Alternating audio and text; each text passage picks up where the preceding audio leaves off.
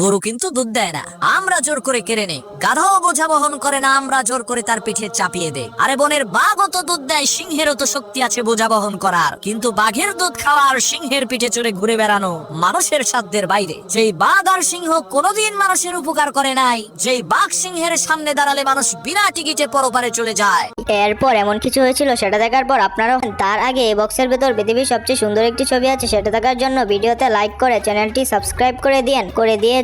তো এই দেখেন, যারা এই ছবিটিকে সুন্দর মনে করেন শুধু তারাই এই ভিডিওটিতে লাইক করে চ্যানেলটি সাবস্ক্রাইব করে কমেন্টে আল্লাহর নামটি লিখে যাবেন। আপনি অবশ্যই করে দিয়েছেন। তো সেই বাঘ সিংহই হচ্ছে মানুষের চোখে হিরো। কাউকে সিংহ বললে সে খুশি হয়, আর সব সময় প্রতিনিয়ত যে গরু আর গাধা মানুষকে উপকার করে চলেছে, সেই গরু আর গাধা হচ্ছে মানুষের চোখে বোকার অবহেলার পাত্র। কাউকে গরু আর গাধা বললে সে ক্ষেপে যায়। ঠিক একই ভাবে আপনিও যদি ক্রমাগত মানুষের উপকারী করে যান, তাহলে আপনিও কিন্তু মানুষের চোখে গাধার পদমর্যাদায় ভূষিত।